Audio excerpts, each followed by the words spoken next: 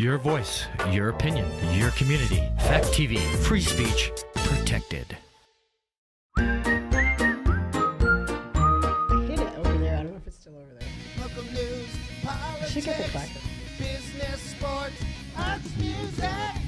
Mike and Marty on the feed. Mike and Marty.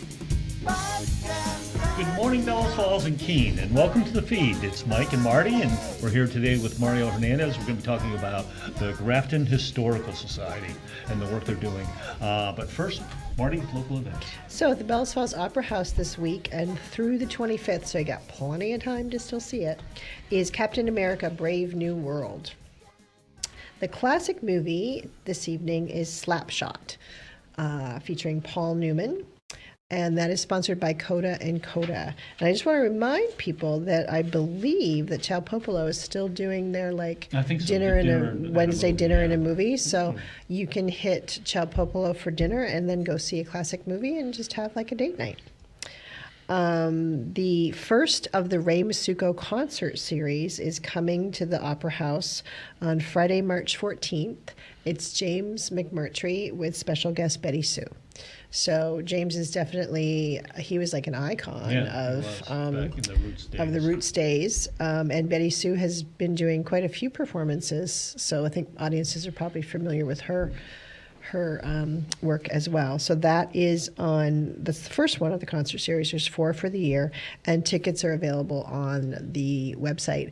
And there are still tickets available. I mean, it is definitely one of those concerts that's starting to fill up, but tickets are still available.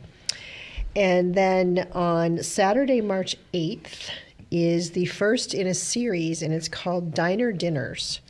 So it's going to ultimately help fund some of the diner work. It is a fundraiser, and also honor folks that have had things to, have had a connection to the diner, and probably the person that most people will recognize that had a strong connection to the diner because they ran it for so long is Del Bush.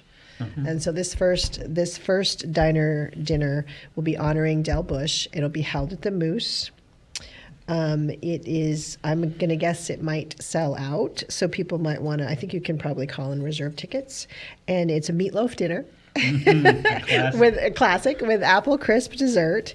And they're also, in this series of dinners, they will be doing updates on the project, so people can keep, and we're hoping that we can get Charlie Hunter in within the next couple of weeks to talk a little bit more about the future plans for the diner dinner. But it's kind of a nice way to do a fundraiser and have a community involvement in something that is very representative of our community, that diner. So Yes. Okay. Yes. There, that's all my events. Oh, Mario. Hello. Welcome. Good to see you. Welcome. Thank you for having me. Good to see you. I heard you haven't been here since you were in 5th grade, right? 4th or 5th grade, so 30 years. So Yeah. I guess you're gonna have to catch us up a little bit. Tell us a little bit about the Grafton Historical Society. Yeah, so the Grafton Historical Society was started a little over 60 years ago. Group of folks wanted to start preserving Grafton history, just like most small towns want to preserve their history. I got involved probably about 3 years ago. My connection with Grafton goes back to the 1780s. Wow. My mother's family resettled here. They bought land in 1780, built a house in 1787, and she still owns that house. Wow. So That's pretty amazing. when my grandfather passed and the next generation took over, she inherited the house, and that's where we spend a lot of our summers. So a 9th generation community member That's cool. of Grafton. So A better person to be An chair of original the- community yeah, member. Historical yeah. Society. So it was kind of a natural fit for when we talk about historical events in Grafton. My family has been through a number of them, so it was something that interested me, and did a lot of genealogy with my grandfather, my uncle, and was able to find a lot of connections. So that's how I started. Where is the Historical Society? So the Historical Society is in the old post office, which is right across from MKT.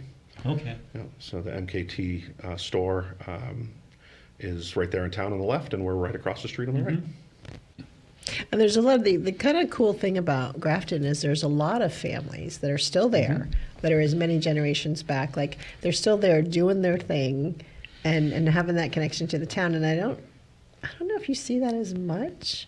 Like certainly I don't think you see the same thing in Bells Falls or maybe Westminster. There's some, but in Grafton for sure there's a group, a lot of people that many generations through from Grafton. So and lots of interesting history to preserve, not just. Yeah, there is. So the last couple of years we had an exhibit on the Grafton Scramble, so it's motocross, and it was the Pearly Bell started in 1959, ran for about 10 years, and as it kind of went on, it grew bigger and bigger. Imagine 14,000 people in Grafton Really? for an event. And it was this really interesting history of kind of the way, I don't know if it was the way America was changing at the time, but certainly in the late 50s it was a different element that came than in the late 60s. Yeah. And then there was a series of events that happened from the mid 60s to 68 that included Bells Falls as well. And we kind of tell that story through pictures, and we do have some video and such. And although that exhibit is coming down, we invite anybody that remembers that time frame and remembers the scrambles and remembers the events that happened in that summer to come and tell us their stories on March 29th. At the Historical Society. We're hoping to capture a lot of that history before the oral history before it disappears, stuff that people's own experiences and recollections, positive or negative, because it was certainly both feelings out there. Yeah, I think you really hit on it, because just recently they did, I don't know if you've watched the movie The Motorcycle Riders. It was about that period, well, the transition of motorcycle riding from like the Marlon Brando, the Wild Thing, and people being more like, it was racing and motocross and sort of, even if it was street racing, and then it moved to, by 1967, the Hells Angels. I was just going to say, There's was a that whole about the cultural time change. the gangs, Yeah, the motorcycle gangs gangs took evolved? over. Like I think 67, the Hells Angels were at Monterey Pop Festival. They were the bodyguards, The security. the security, and that was a big scandal. And but the scrambles seem to at least parallel that. Be interesting to hear people talk about it. Yeah, definitely, and everything from the social and cultural element to the actual races themselves. My uncle tells stories about the way they jump off the top of the mountain, and I mean, just really, really cool stories. Yeah, what was the physical location of the motocross? It was Pearly Bell's farm up on Fisher Hill. So if you head up Fisher Hill and stay to the left on Bell Road, it's up that way. Yeah. Is there anything remaining, or is it field? Not really. The field is still there, and his family still owns it. Talking about The families of Grafton. families. Yeah. So his family still owns it, and Great name, we have a Pearly Bell. I know that is I like mean, that couldn't be I'm more very- New Englandy kind of. With a name like many Mike Smith, when generations. you hear somebody's name Pearly Bell, it's like, wow, that is cool. Yeah, and so you actually one of the things that you were telling me prior was that you actually are starting to make sure that all this is getting documented, and you're digitizing things now. Yeah, right? so we have what we call our IDEA project. I don't know what all the IDEA stands for. but there's but it does stand for Yeah, it something. stands. It's basically our digitization project. But so our IDEA project, the goal is to digitize and preserve and make, more importantly, make accessible Grafton history for those that aren't able to come and search through the vaults or look through the gravestones and things like that. So that was really the goal. We had two significant grants, one from Grafton Improvement Association and one from the Wyndham Foundation, that really helped us not only purchase the equipment we needed to start, but also upgrade the existing equipment so we could host these items. So the server and stuff like that. So without those two generous grants, we wouldn't have been able to start, and we're really starting just preserving a lot of this information for for folks to access elsewhere.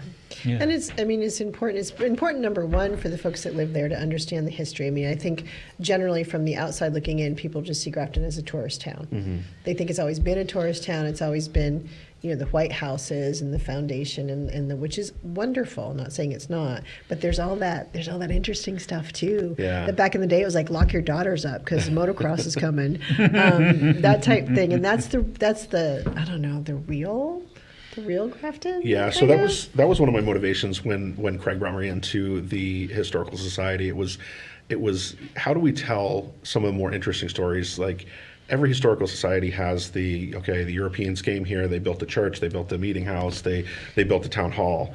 But what's happening in and around and the lives of folks? So the motocross certainly is one of those interesting stories that we felt definitely need to be told. But the also element to that is some of those non-tangibles. So one of the things that we really wanted to bring back was a sugar on snow supper. And I remember going to those as a kid. There was about 3 dinners. There was a strawberry supper, and then there was a ham supper. But this one was really near and dear to my heart and my family because they did so much sugaring over the years up on Fisher Hill. So talking about bringing this back and having some of that intangible and creating that sense of community and bringing those families together and some of those folks that are new to Grafton that have never heard of sugar on snow or know what it is or how maple syrup is made. Yeah. Some of that stuff that maybe I take for granted, it was a great time to educate them. So we're going to have a sugar on snow supper on Saturday. So we're going to have 2 seatings. Hopefully your notes say 5 and 7. They do say 5 and 7. We do have a poster. I don't know if good, Alex has good. popped it up or he can pop it up. I did send a poster. There it is. There we go. So if you purchase tickets in advance, they're 18. If you purchase them at the door, they're 20. We do expect it to sell out. We do it in the chapel where we've done it, and essentially it's a family-style ham dinner, scalloped potatoes and ham and whatnot. And then for dessert, we have sugar on snow. So for those that don't know, sugar on snow is basically you take maple syrup and you heat it up to I think it's softball temperature. I don't know what that temperature is. Like candy making. And then you take it and you pour it over snow, and then it hardens, and then you take a fork and you kind of twirl it like spaghetti, and then you have a little sweet treat at the end. Very sweet treat. And what we do, and my wife will tell you the story that. She found very interesting was at the end, any leftover syrup, if you take it and you continue to spin it in a bowl, it will actually turn into maple candy. Oh. And so with the leftovers, we let folks take some and spin it, and it turns like a light brown into maple candy, and we put it on wax paper, and you take it home and freeze it, and then you can eat it. Neat. So my wife definitely thought it was... we were all crazy when we just started sitting there, and everybody and she said, no one told you what to do, you just all knew what to do. So that's certainly a fun element. So that's a tradition. Is it because it's so sweet, that's where the pickles come in? So the pickles help with cutting the sweetness, a little bit of acidity there, but that's more of a personal choice. Some people do it, some people don't. We certainly serve them on the table as part of it. It was interesting. We had some people visit last fall from Austin, Texas, and they were like, maple syrup? What? It was like they'd had syrup on pancakes, but they had no clue that it came out of a tree and that it was boiled, and that it was like they were like totally. It was really funny because it was like the aha moment where we're sitting at breakfast and they're pouring the syrup over the pancakes, and they're like, oh, this is where it comes from. Yeah. Interesting. And you actually have you had a visitor that promoted some maple syrup in Grafton. So talking about a little bit of that interesting history. So Julia Childs actually came to Grafton many years ago and visited my great aunt Iva's farm, so the Theron Fisher farm, and did a special on how to make maple syrup. That's pretty cool. That was part of her show. And you have the digital version? So her daughter, Ann Record, has the video, the VHS tape, believe it or not. I do believe it. Yeah, and we're going to look to get a copy of that and get it digitized as well, because that's that's perfect. a really neat piece of history for Yes. us. How are you picking the projects as far as the digital? Do you have like a board group that's sort of sitting down saying? Yeah, we have a museum committee headed by Patsy Cooperman, and her and Andrea Turner are really focusing in. I think the first piece of it is, let's get some of the low-hanging fruit, stuff that we can digitize easily, quickly, that we don't necessarily need hard copies of. And then that'll allow us to create some space. And then once we can create some space, then we can go through and start organizing. So what documents we're starting with, I don't know. That's more of a Patsy question. But I do know that we're going to start with some of the low-hanging fruit, create some space, and continue on. We want to do that. And of course, gravestones are a big piece of it for genealogy. And then we have some pretty famous gravestones in Grafton, and the name's escaping me now, but it was a double headstone with, I think, a woman that had 10 children that all passed away. Oh, wow. Yeah. And the name's escaping me now, but that's a pretty famous headstone. We wouldn't make as much as that. Do you have accessible. rubbings of the headstones, or We do. are you taking pictures? I think we do have some rubbings, and then most of it is just the names and dates of folks. So we'll want to update that as well with pictures. Yeah. And then you have a lot of video that you're working on, or we have some video. So my great grandmother actually took videos of the scrambles, and so we do have some videos and pictures of that. We'll get that digitized and uploaded in time. is that sort of, because that's an interesting. The whole scrambles things, I think, is fascinating, and I think it would draw a lot of interest in. And do you see that as being like one of the first sort of keystone project? I don't know if the right words. I would like it to be, but again, I leave that to the museum committee to decide what's most important. But when we look at the vision of why we're digitizing, we would definitely want someone to be able to go to the website and click on Motocross in Grafton or the Grafton Scrambles, and then have all of the access to pictures, videos, the exhibit that we put up, pictures of, we have the start flag that Pearlie had. Wow. We have copies of the original posters. We have, and we actually made remakes of those as well for people to purchase if they wanted those. So the goal would be to have these different kind of events in place where they can go and click on it and learn about it. Well, it makes it, because you do attract a large tourist population, it also makes something interesting for them to have to be able to look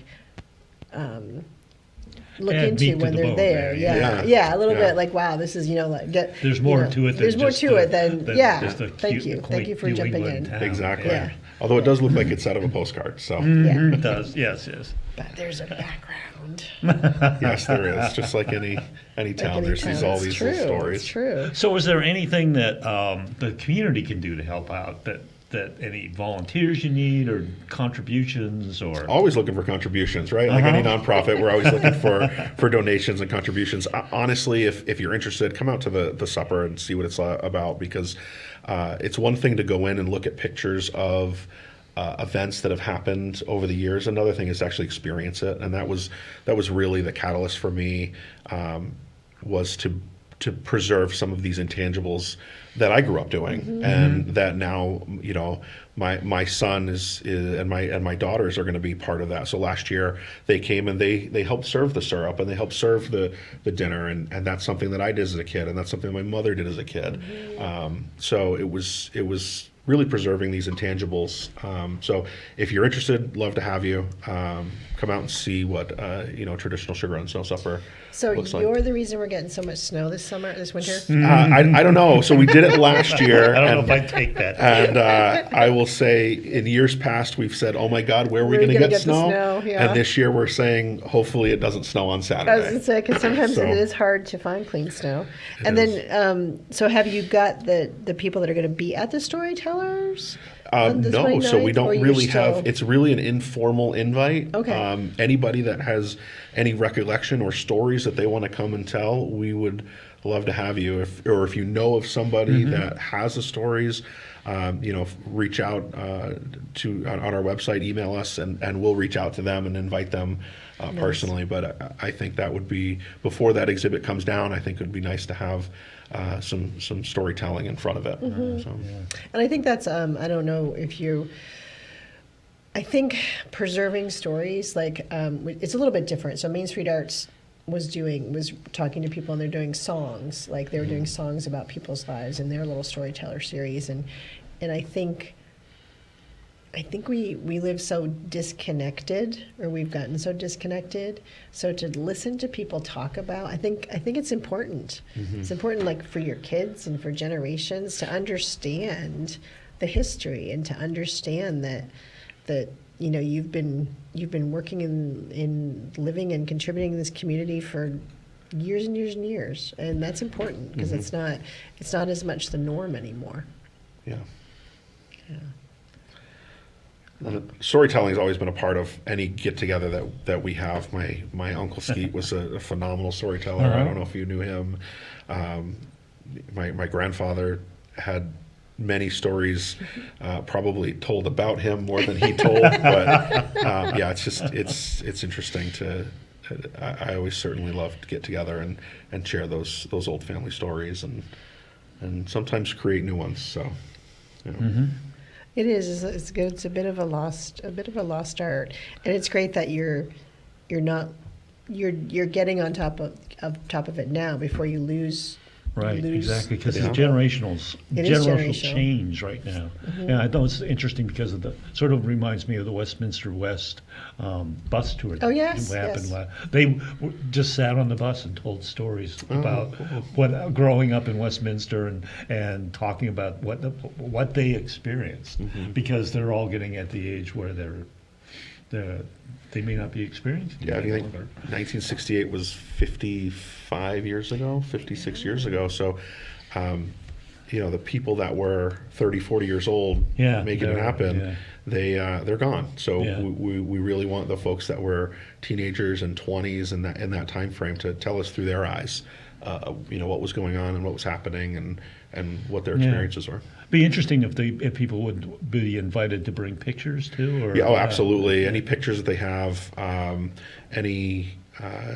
if there were people locally that had trophies or anything, that would be something. We'd love to take copies of those and do you have well. Do you have records? Like, were there records of who came and who won, and was there any of that, or was it more informal? It was a professional competition between the U.S. and Canada, so there were definitely records. It wasn't just a couple of guys getting together. There were some rivals there. Yeah, they were very competitive and some rivals, and those old bikes, man, they shook your bones. That's funny. That's really funny. I guess I didn't. I'd always heard about them, kind of like peripherally, and then when I was looking at your website and saw the poster, and then did a little more research, I'm like, wow, like, this is just fascinating, because it just seems like it doesn't fit with the Grafton. It doesn't. It's the Grafton this now. Very so interesting story that happened, and I think I was telling you earlier, it was the only fundraiser that the Grafton School had to do. Of course, you have 14,000 people. 14,000 people, they eat a lot of one bake sale, you're done. Done. You don't have to do multiple weekends bake saling. That's funny. And kudos to all of the PTO people for taking advantage of that too, and realizing they could monetize that happening. So where did 14,000 people stay? I don't know, and I think a lot of them stayed in Bellows Falls, actually. So there was a share of the wealth. Like we were talking before, there were stories of the Indians in and putting up the bikers and then coming into town, and they. But I guess there were more motels and stuff. Well, I think there was also a lot of people tenting on the side of the road. There was probably a lot of that, but it was certainly a weekend filled. So we're down to just about a minute, so let's remind everybody about the supper. Yeah, so Sugar on Snow Supper on Saturday the 22nd. We have 2 seatings, 5 and 7. Awesome. And And it's at the Historical Society. So it's not No, at the Historical Society, it's actually at the Grafton Chapel. So you go up Grafton Chapel. It's at a the little White bit Church? further. It's right across from the White Church, next to the Brick Church. okay. Um, Just go to Grafton and see where everyone's Yeah. heading. Go to You can't miss Grafton it. and find the You parked can't cars. You'll miss see it. it. Right, okay, well, thanks for coming on, Mario. Thank you so much for having me. Yeah. Appreciate It's it. been great. When you get a little bit further, we'll talk some more. Absolutely. Thank you, and Absolutely. we'll see you next Thank week you. on the feed. Bye. Local news, politics, business, sports, arts, music. Mike and Marty.